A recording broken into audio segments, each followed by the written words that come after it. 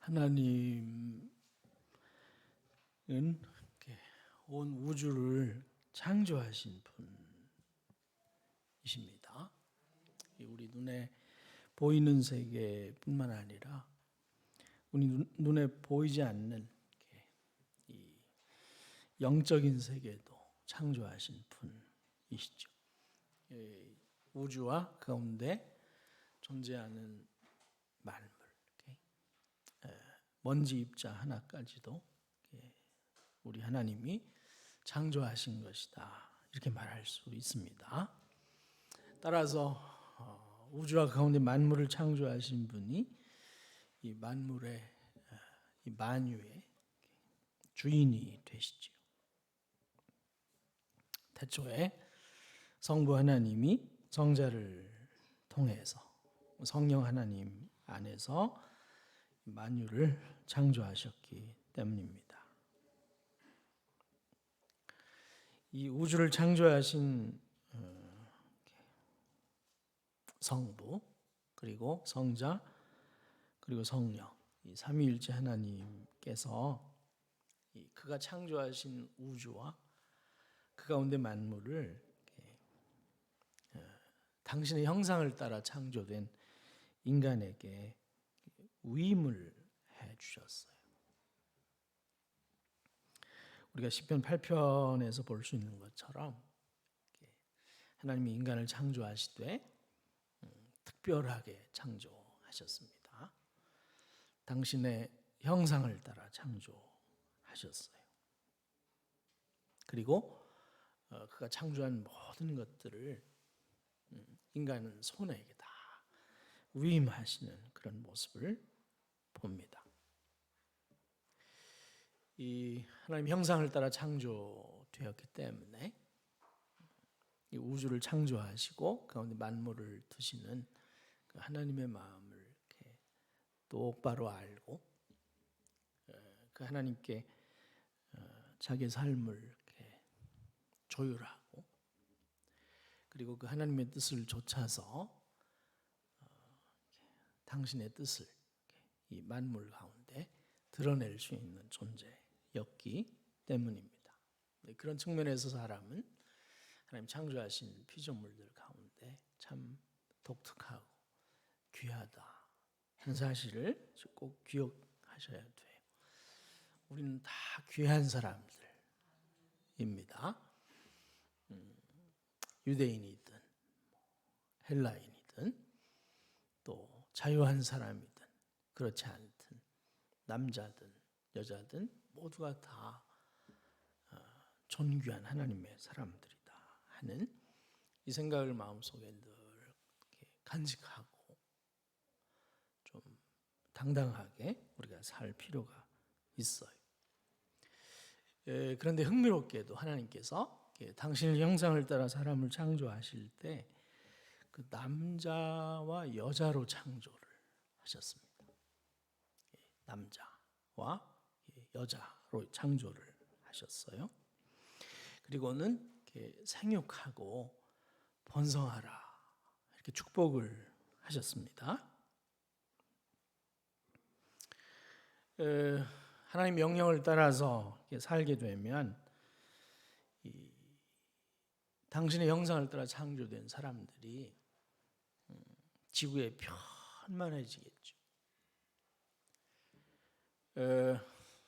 그리고 그 마음에 우주와 그 가운데 만물, 그리고 자기를 창조하신 하나님을 이렇게 모시고 그 하나님을 기꺼이 인정하고 그 하나님께 감사하고 그 하나님께 찬양하고 그 하나님께 영광을 돌리는 사람들로 세상이 가득해지지 않겠습니까? 베푸신 은혜를 좇아서 사람들은 마음 깊은 곳으로부터 그 하나님을 주인이시여 이렇게 부르겠죠.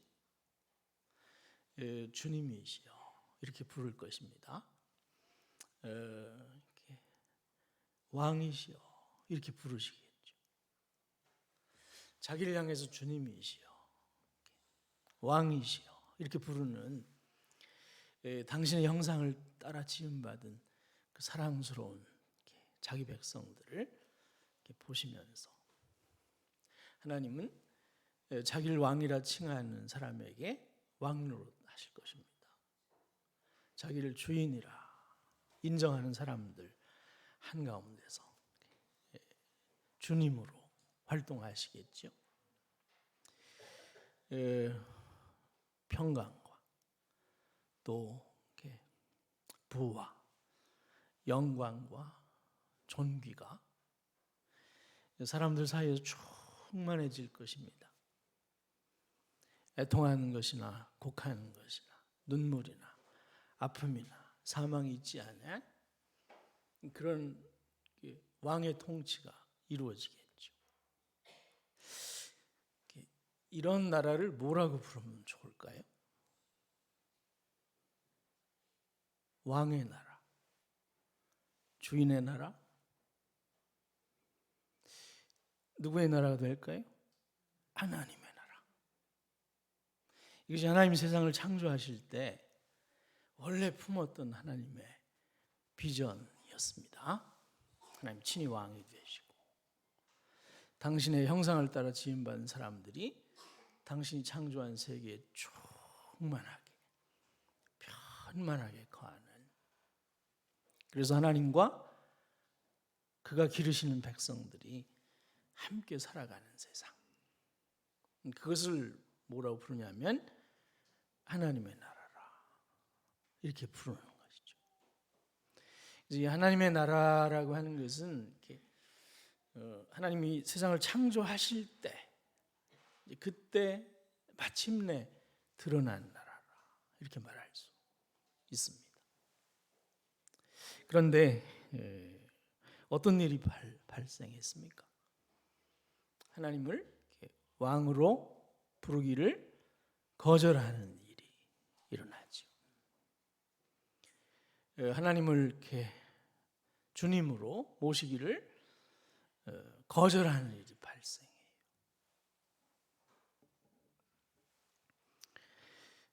하나님을 떠나면서 사람들 마음이 부패하고 오염되기 시작했습니다. 그 마음 속에 예수께서 마가복음 7장에서 말씀하신 것처럼 악한 생각이 뙬리를 들고 자리를 잡기 시작합니다. 그 악한 생각들이 우리의 마음 속에서부터 터져나오는 그런 불행한 일이 발생하게 된 것이죠. 그래서 이 마음이 부패하고 오염된 사람들이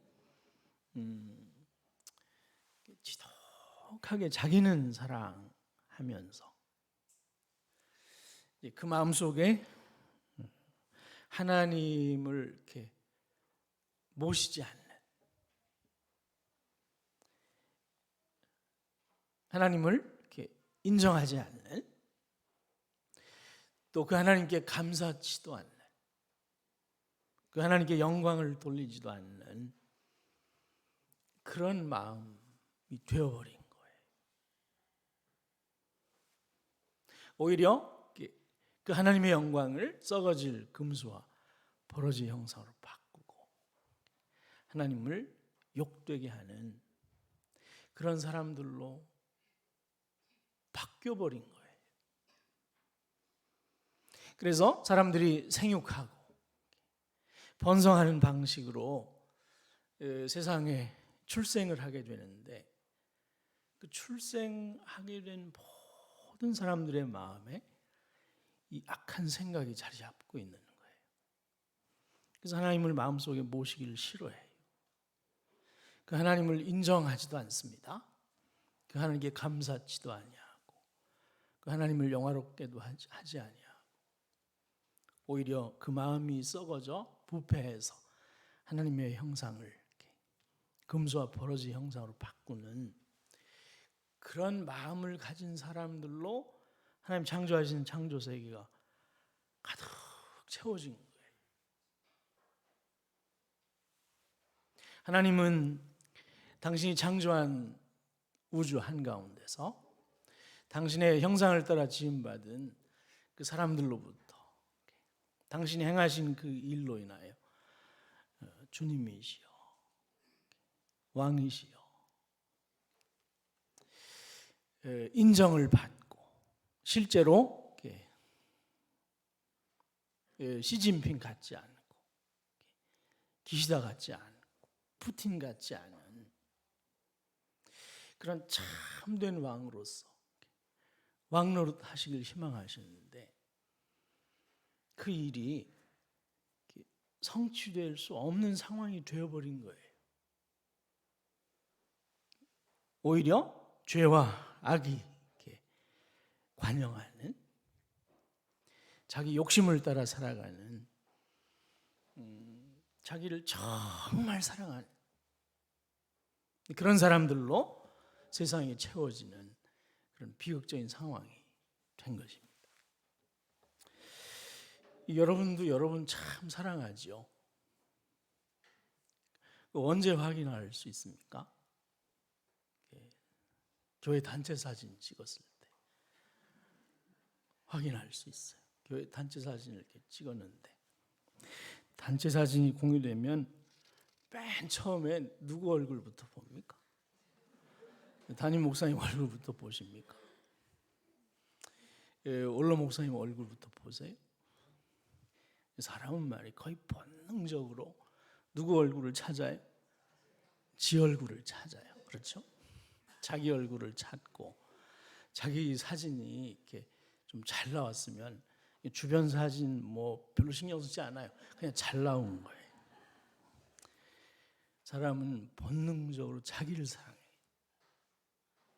본능적으로 자기를 추구해. 하나님을 중심에 살고 싶은 마음이 없는 거예요, 실제로.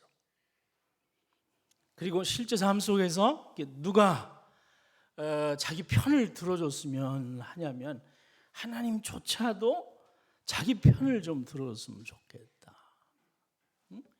나를 위하신 하나님, 내 소원을 들어주신 하나님, 내 꿈을 이루어주신 하나님, 그 하나님을 찾는 일에 참 많이 분주해진 그런 자기 자신의 모습을 발견할 수 있어요. 그래서 자기를 사랑하는 것은 우상 숭배예요. 자기를 사랑하는 것이 실제로는 우상을 숭배하는 것과 같다. 성경이 그렇게 말하지 않습니까? 자, 이것이 지금 현재 우리가 살아가는 이 세상의 비극이에요. 이 세상의 비극이에요. 그러면 이런 비극적인 상황 속에서 자신을 외면하는 사람들로 가득해진 이 세상에서 자기를 주라 부르기를 이렇게 부인하는 사람들로 충만해진 이곳에서 하나님을 흔쾌히 왕이라 부르기를 원치 않는 사람들로 꽉 채워진 이 세상, 이것을 보시면서 하나님은 어떤 마음을 품으실까요? 내가 실수했나? 투자하지 말아야 되는데 투자한 건가? 자본을 뺄까? 이거 포기하고 딴 데 가서 딴 사업 한번 벌여볼까? 이것은 우리들 가운데 흔히 일어나는 생각들이지요. 근데 하나님은 이렇게 자기 생각을 바꾸지 않으세요. 이 우주와 그 가운데 만물을 이렇게 창조하실 때 당신이 품었던 비전, 그가 창조한 이 광활한 우주, 당신의 형상을 따라 창조된 사람들로 충만해지고 그곳에서 이 우주와 가운데 만물 그리고 인간을 창조하신 분으로 인정을 받으시고 그들을 통해서 찬양을 받으시고 그들을 통해서 예배를 받으시는 그의 진정한 평화, 진정한 행복, 진정한 인간됨이 성취되는 그 비전을 하나님이 꺾지 않으십니다. 바로 그 말씀이 오늘 이 본문으로 택한 요한계시록 7장 좀 앞쪽에 4장에 보면 그 말씀이 충분히 담겨 있어요. 4장에 보면 이 요한이 말이죠, 눈이 열려요. 그리고 하나님의 보좌를 보게 됩니다. 무지개가 그 보좌를 이렇게 가득 두르고 있어요. 그리고 그 무지개가 두르고 있는 보좌 한가운데 광채로 둘러싸인 한 분이 앉아 계세요.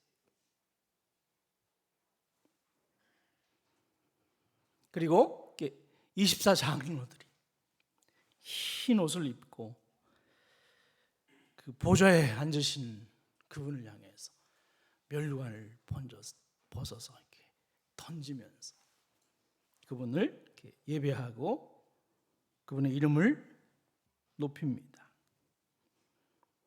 우리 주 하나님이여, 영광과 존귀와 능력을 받으시는 것이 합당하오니 주께서 만물을 지으신지라. 만물이 주의 뜻대로 있었고 지으심을 받았습니다. 우리 고백을 해요.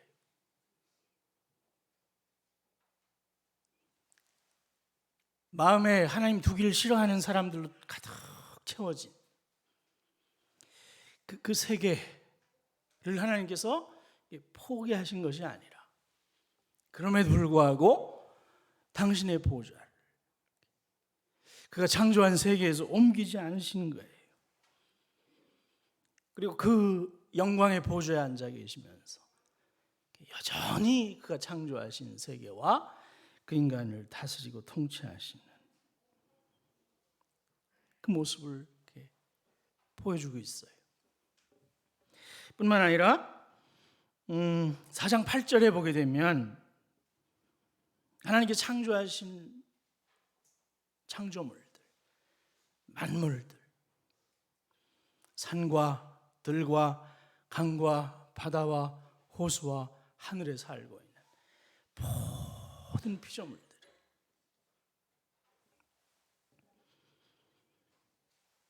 여러분 집에 기르고 있는 강아지와 고양이가 밤낮 쉬지 않고 그 하나님을 향해서 이렇게 거룩하다, 거룩하다, 거룩하다. 주 하나님 곧 전능하신 이여, 전에도 계셨고 이제도 계시고 장차 오실 분이십니다. 인간의 불순종에도 불구하고 하나님께서 여전히 그가 창조하신 모든 피조물들에게 자기의 낯을 드러내시고 그들이 먹을 것을 제공하시고 그들의 쉴터들을 이렇게 공급하시고 그들을 감싸 안으시고 기르시고 양육하는 것을 인간만 몰라요. 나머지 피조물들은 그 사실을 이렇게 본능적으로 알고 창조자 하나님을 예배하고 있는 모습을 성경이 우리에게 보여주고 요한이 눈이 열려서 그 환경을 보고 있는 모습을 이렇게 보여주고 있습니다. 그런데 이제 그 보좌에 앉으신 분, 그분이 창조주 하나님이세요. 그분의 오른손에 책이 한 권 들려 있는데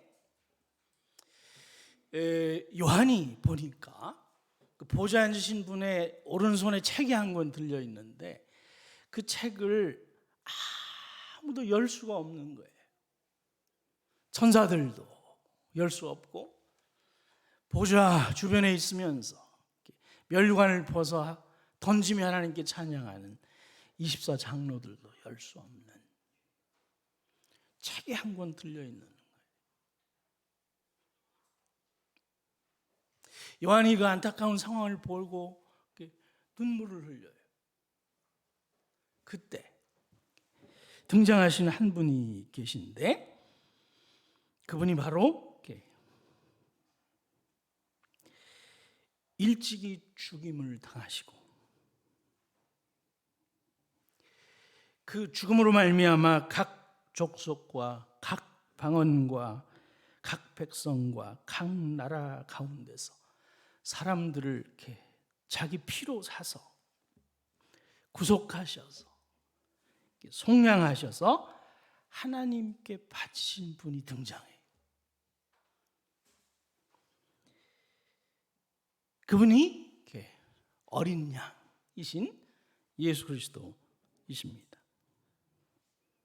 그분이 나오셔서 보좌에 앉으신 분의 오른손에 들려있는 그 책을 취하세요. 누구도 열 수 없는, 아무도 열 수 없는 그 책을 어린 양 되신 그리스도 예수께서 그 책을 받아요.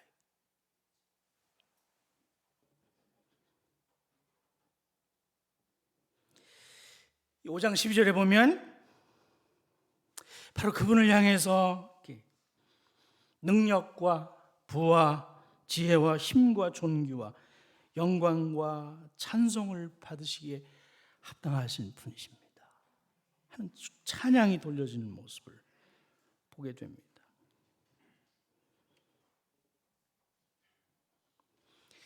뿐만 아니라 만물들이 이 보좌에 앉으신 분으로부터 책을 받아 손에 쥐고 있는 그 어린 양을 향해서 만물이 찬송과 존귀와 영광과 능력을 세세토록 받으시옵소서. 그렇게 찬양하는 모습을, 영광을 돌리는 모습을 보게 됩니다. 이것이 4장 5장에 기록된 말씀이에요. 한번 정리해 보면 타락한 세상, 이 하나님을 그 마음에 두기 싫어하는 사람들로 가득 차 있는 그런 이 불순종한 세상임에도 불구하고 보좌에 앉으신 그분이 여전히 자신이 창조한 세계를 버리지 않고 자기 손에 쥐고 통치하고 있는 모습을 보여주고 있어요. 땅 사면을 꽉 잡으시고 자신이 창조한 세계를 지금도 통치하고 있는 모습을 보여주십니다. 한편으로 우주와 그 가운데 살고 있는 동물과 식물을 붙잡고 그들을 먹이고 입히십니다. 공중 나는 새도 들에 핀 백합화도 하나님께서 친히 먹이고 입히십니다. 심지어 하나님을 이렇게 믿지 않는, 심지어 예수 그리스도를 영접하지 아니한 그 아테네에 살고 있는 일반 시민들도 돌보세요. 이 대한민국 서울에 살고 있는 예수 믿지 않는 사람들도 심지어 돌아보십니다. 그들에게 호흡을 주시고 그들에게 살아갈 수 있는 생명을 허락하시고 그들이 살면서 누려야 할 소소한 만물들을 이렇게 꼼꼼히 챙기면서 제공하시는 모습을 볼 수 있어요. 요람에서 무덤에 이르기까지 필요한 것들을 그때 공급하시는 그런 아버지로 지금도 일하고 계심을 봅니다. 이것이 죄 가운데서조차 베풀어지고 있는 하나님의 큰 은혜예요. 바로 이런 이유 때문에 하나님 창조하신 만물들이 하나님을 기억하고 하나님을 노래하고 하나님을 예배할 수 있는 것이죠. 다른 한편으로 생각해 보면 그 가운데서 그렇게 베풀어지는 일반적인 은혜들 한가운데 하나님께서 특별한 은총을 베푸시는데 그것이 바로 어린 양을 보내셔서 예수 그리스도를 우리 한가운데 보내셔서 모든 족속과 모든 다른 말을 사용하고 있는 그 사람들, 각 백성들과 각 나라에서 자기 백성들 한 사람 한 사람 특별하게 구원하시기 시작하는 거예요. 속량하시고 구속하셔서 자기 자녀를 삼아주시는 겁니다. 자기 백성을 삼아주시는 거예요. 자기 품에 두시고 먹이시고 입히시는 일을 하고 계시는 거예요. 이 생육하고 번성하는 방식으로 출생하는 사람들이 비록 그 마음속에 하나님 두기를 싫어하지만 하나님께서 마땅히 누려야 할 자기 분복을 누리고 계시지 못하지만 어떻게 보면 자존심 상하고 어떻게 보면 실망스럽고 어떻게 보면 그저 좀 내려놓고 싶고 이제 좀 적당히 정리하고 좀 끝냈으면 싶은 마음이 들 법도 한데 하나님께서 그런 마음을 품지 않으시고 다시 마음을 새롭게 함으로 그 불순종 한가운데 있는 사람들을 찾아오세요.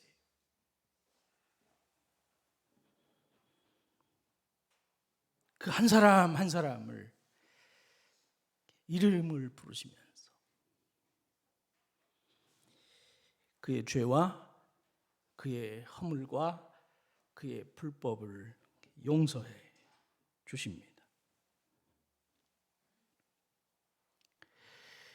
자기 피로 값을 지불하시고 속량하세요.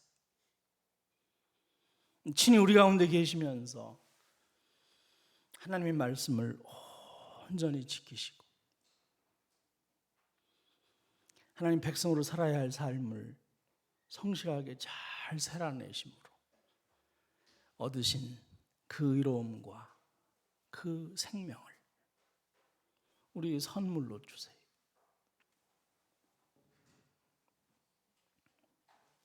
영접하는 자, 곧 그 이름을 믿는 자에게 하나님의 자녀가 되는 권리를 주신 것입니다.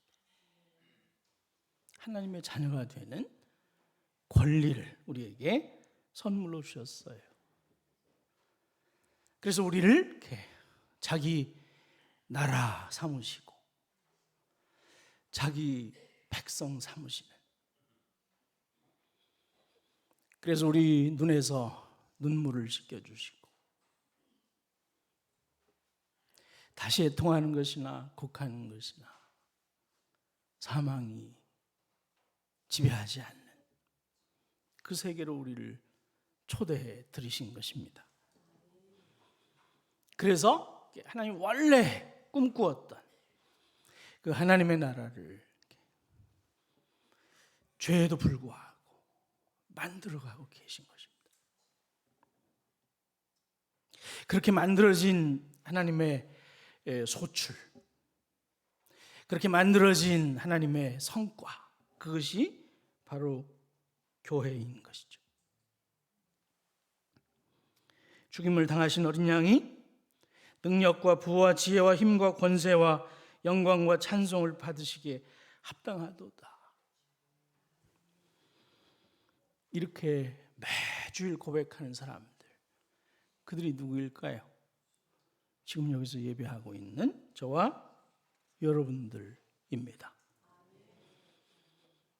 저와 여러분들이 하나님께서 만들어 가시는 그 나라의 백성이에요. 하나님께서 창조해 가시는 그분의 자녀들인 것입니다.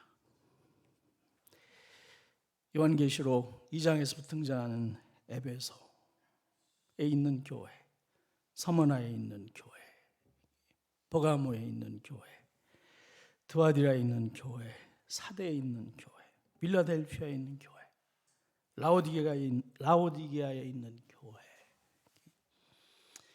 오늘 이곳에서 예배하는 은좌 교회, 이것이 하나님께서 당신의 독생자를 값으로 지불하시고 사신 각 나라와 각 방언과 각 백성 가운데 사내신 하나님의 백성들인 것이지요. 그래서 교회는 이렇게 만물과 함께 이 보좌에 앉으신 무지개로 이렇게 둘러치신 바된 한가운데 계시는 보좌에 계신 보좌에 앉으신 이와 어린 양에게 찬송과 존귀와 영광과 능력을 세세토록 돌릴 수 있는 겁니다. 교회는 아주 특별한 공동체이지요. 마음에 하나님을 모시고 자신을 속량하신 예수님을 이렇게 주로 고백하며 성령 안에서 기뻐하는 특별한 백성들인 것입니다. 하나님께서 자기 피로 사신 하나님의 백성인 것이죠. 하나님 나라의 지체인 것입니다. 그리스도께서 자기 피로 사신, 그래야 예수님을 향해서 모든 능력과 부와 지혜와 힘과 존귀와 영광과 찬송을 돌리는 그 백성들, 그들이 바로 저와 여러분인 것입니다. 이 점에서 우리는 우리 자신을 좀 잘 확인할 필요가 있어요. 우리가 누구인가 하는 질문을 스스로에게 던지고 이 질문에 대해서 답할 수 있어야 돼요. 나는 이 우주와 그 가운데 만물 창조하시고 붙잡으시고 죄악 중에도 그 마음을 꺾지 않으시고 당신의 독생자를 이곳에 보내셔서 값으로 지불하시고 사내신 소중한 사람입니다. 이 대한민국 서울 시내에 살면서 누구도 내 이름 석자 똑바로 기억해 주지 않지만 그럼에도 불구하고 우주와 가운데 만물을 창조하신 하나님이 내 이름 아시죠? 내 이름 아세요? 내 이름을 직접 부르세요. 대화야, 부르세요. 이 감격이 우리의 마음을 꽉 채워야 돼. 내 이름 불러주신 하나님, 그분 앞에 우리가 늘 새롭게 설 수 있어야 합니다. 이 사실을 이렇게 우리가 말씀을 읽고 들으면서 다시 새롭게 확인하고 또 확인하고 그렇게 하루하루의 삶을 우리가 하나님 앞에 세워가야 하는 것이죠. 지금도 우리 하나님 자기 백성을 계속 찾고 계세요.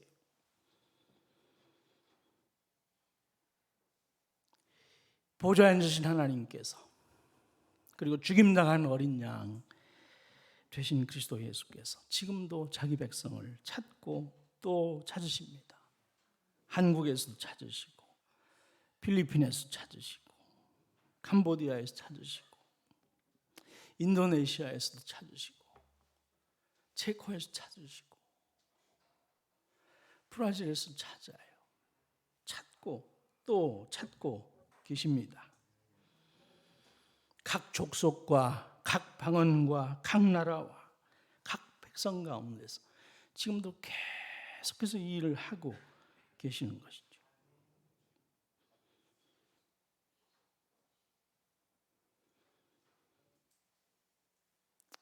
보좌에 앉으신 그분과 우리를 자기 피로 사신 어린 양 되신 그리스도께서 교회와 함께 그 일을 하기를 희망하십니다.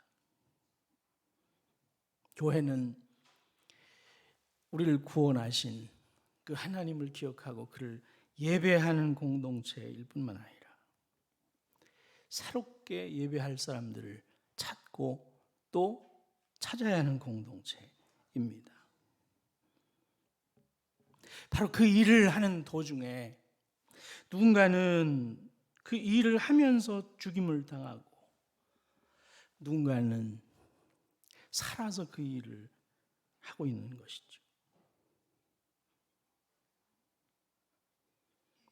요한계시록 6장 9절에 11절에서 확인할 수 있는 것처럼 그 일을 하는 가운데 누군가는 죽어서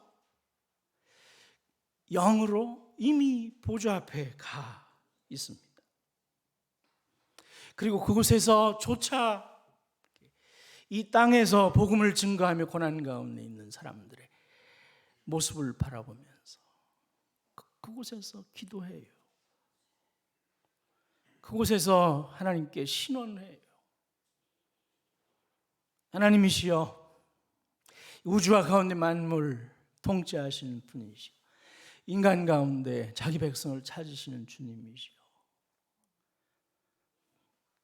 세상을 돌아보시고 당신의 백성들의 이 고통과 고난을 감하여 주옵소서. 심판하시옵소서. 마침내 이렇게 당신의 나라를 성취하옵소서. 그렇게 보좌 앞에서 기도하고 있는 그런 모습을 보게 됩니다. 그리고 저와 여러분들은 다행스럽게 살아서 이 목숨을 가지고 목숨이 붙어서 이 구체적인 시공간, 삶의 공간 속에서 그 소망을 함께 공유하고 살아가는 거지요. 주 앞에서는 이렇게 죽어 영으로 그와 함께 있는 사람들이나 이 몸 안에서 주의 마음을 공감하고 그 삶을 살아가는 사람들이나 크게 차이가 없어요. 사나 죽으나 우리가 다 그리스도의 것입니다. 바로 이런 사람들, 죽어서 이 소중한 일과 함께 죽어 주와 함께 있는 사람들을 포함해서 지금 이곳에 살아서 이 거룩한 하나님의 소명에 동참하고 있는 사람들, 그 사람들을 이렇게 오늘 우리가 딱 한 절 읽었는데 요한계시록 7장 4절에 등장하는 14만 4천이에요. 바로 그 사람들이 14만 4천이에요.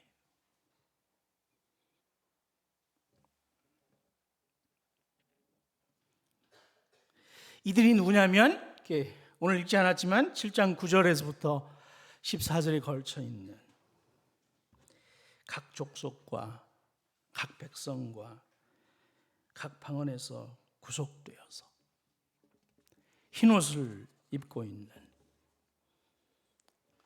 그리고 보좌에 앉으신 이와 어린 양을 향해서 큰 소리로 구원하심이 보좌에 앉으신 우리 하나님과 어린 양에게 있습니다 외치는, 노래하는 사람들이에요.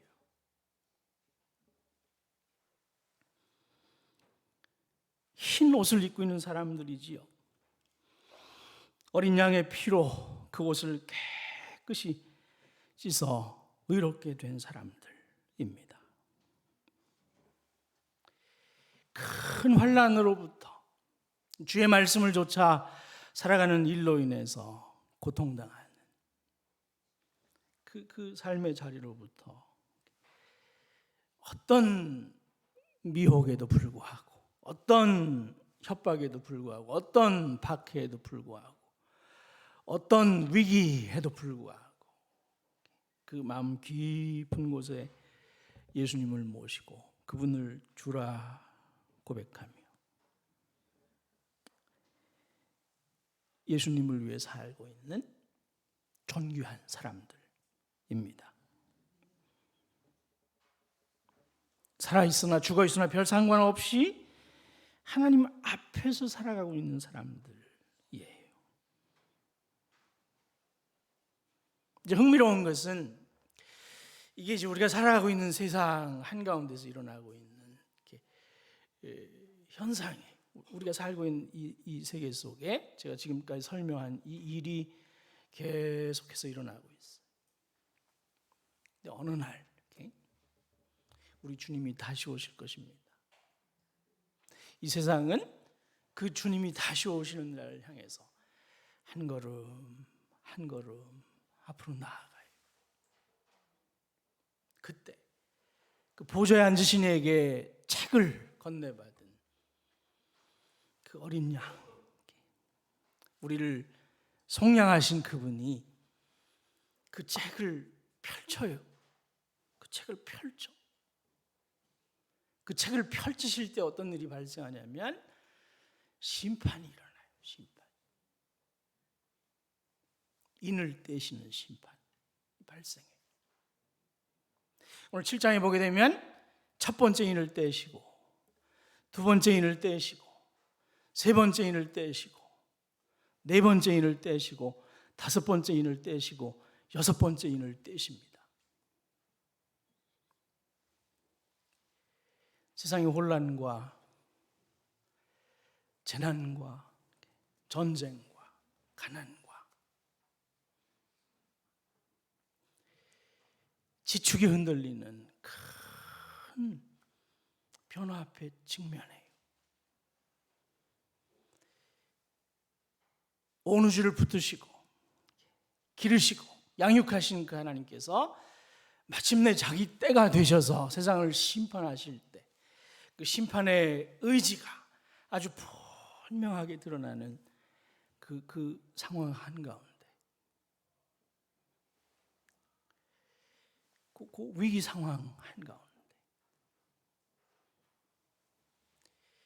이제 마지막 인을 떼면 종결될 수밖에 없는 그 찰나에 그때 말이에요. 여러분 요한계시록 7장 1절 2절 3절을 보세요.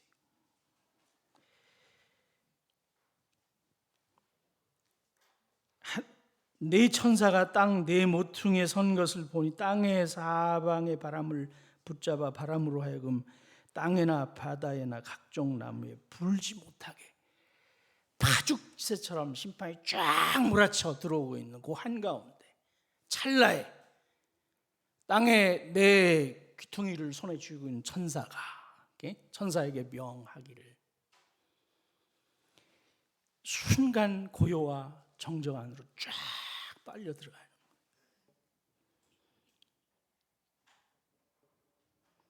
이 절 보시면 또 다른 천사가 살아계신 하나님의 인을 가지고 해 돋는 데로부터 올라와서 땅과 바다를 해롭게 할 권세를 얻은 네 천사를 향해서 큰 소리로 외칩니다.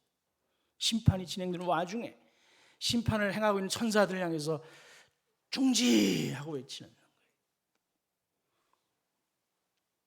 잠깐만 하고 외치는 거예요. 3절을 보세요. 가로되 우리가 우리 하나님의 종들의 머리에 인치기까지 땅이나 바다나 나무나 그 어떤 것도 하지 말라. 고요한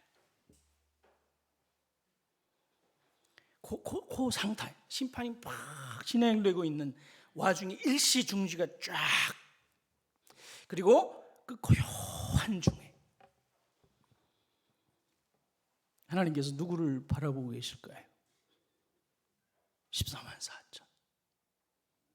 오늘 여기 나와서 예배하고 있는 여러분들에게 관심이 집중돼요. 그리고 여러분들을 향해서 하나님의 사자가 다가와서 그 이마에 인을 치십니다. 내 소유된 백성이야. 내가 기르는 백성이야. 내가 돌보는 내 자녀들이야. 아무도 손댈 수 없어. 말씀하시는 순간이 우리가 살아가는 세상에 많은 미혹과 많은 염려와 많은 고통과 많은 위기가 있습니다만 그 혼란의 한 와중에 우리 주님이 누구를 향하여 시선을 거두지 않으시냐면 나를 향한 시선을 거두지 않아요. 나를 주목해 보고 있어요.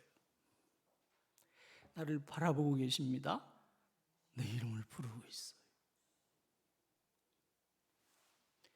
이것이 우리가 이 땅을 살아가면서 꼭 기억해야 할 아주 소중한 지점에 하나님의 관심이 늘 내게 머물러 있습니다 하는 이 고백을 마음에 늘 간직하시고 어떠한 상황에서도 존귀와 부와 지혜와 능력과 영광과 찬송이 다만 누구에게만 있어요? 보좌에 앉으시니와 우리 주이신 어린 양에게만 있습니다 하는 이 고백을 잘 간직하는, 그래서 최후 승리에 참여하시는 복된 성도님들 되시기를 우리 주님의 이름으로 축복합니다.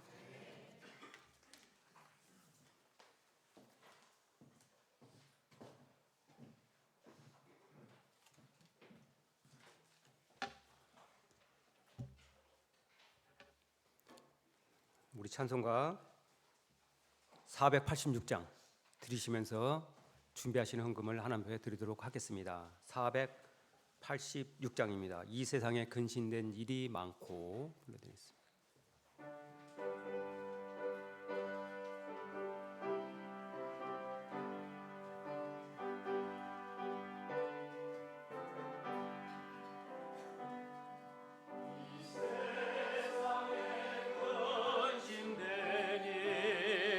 많고 참 평안을